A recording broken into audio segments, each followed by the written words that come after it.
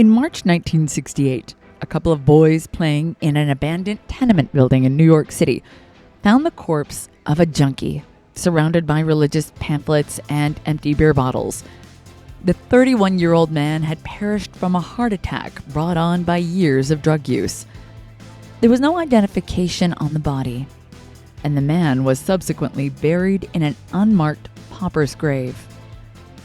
19 months later, the man's mother contacted the FBI and Disney Studios in a desperate bid to find her son.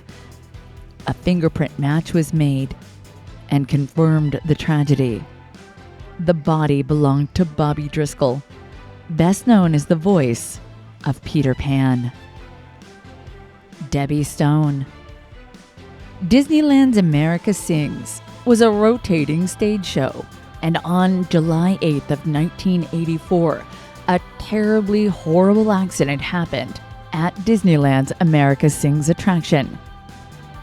Debbie Stone was a hostess, only 18 years old, and her job was to greet new audiences. She was looking forward to her upcoming education at Iowa State and had taken the job to help her pay for her college education.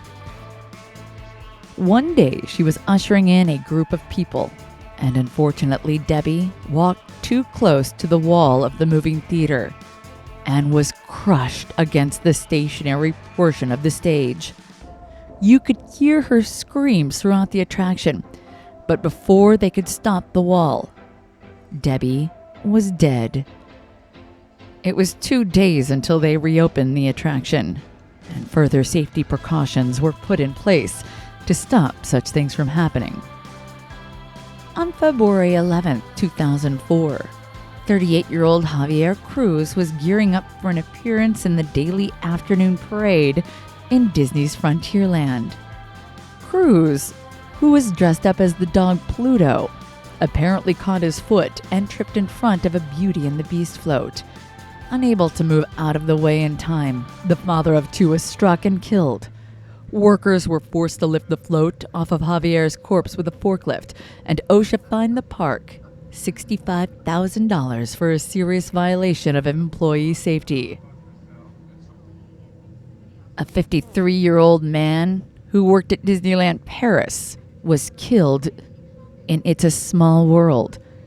It was October of 2010 when the man working on It's a Small World at Disneyland Paris was trying to clear a boat when the ride was accidentally turned on.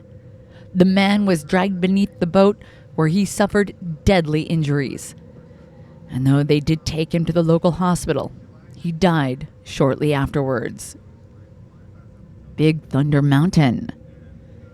This is one of the most popular roller coasters, and it can be found at 3 different Disney parks, though over the years, it has turned out to be one of the most dangerous rides.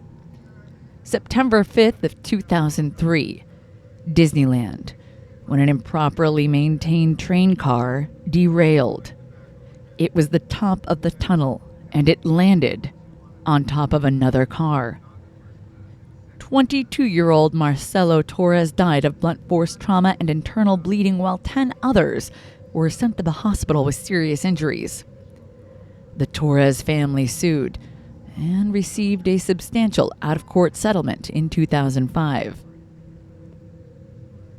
Roger Rabbit's Cartoon Spin Ride. On September 22, 2000, 4-year-old Brandon Zucker died while tumbling beneath the taxicab at Roger Rabbit's Cartoon Spin Ride. Company policy is such that Disney security was told before paramedics, and it took 10 minutes before the child was freed. By the time he did get free, he had no pulse, and though he did end up being brought back to life, he suffered irreversible brain damage. It was a warm evening in June at Disney World's Glen Floridian Resort in Orlando, and the Graves family were visiting from Nebraska. Everyone was sitting out watching fireworks around 9:30. Because they were from Nebraska, they never thought of the danger lurking in the lakes of Florida. so they mindlessly allowed their 2-year-old son to play near the edge of the Disney's Seven Seas Lagoon. No one could have anticipated what happened next. An alligator, out of the darkness, snatched the toddler up and pulled him under the water. The child's father tried to save his son and wrestle the alligator, but it was hopeless. The creature pulled the child underwater. The next day, scuba divers found and killed 5 alligators before they could recover Lane's body. On the Pirates of the Caribbean ride at Disney World, according to Disney legend, while it was being built in the 1970s, a man named George, who was working on the ride as a welder, died in a tragic accident. Those who believe it happened say his ghost haunts the ride to this day. Cast members working on the ride claim to have seen everything from ghostly apparitions on security footage to things moving without any explanation at all. According to cast members, you have to say good morning and good night to George every day, just to make sure everything will run smoothly. And if you are polite, George won't cause too much trouble. Luckily, many cast members say he isn't malicious, and most of his spooky actions are pretty harmless, though a little bit creepy.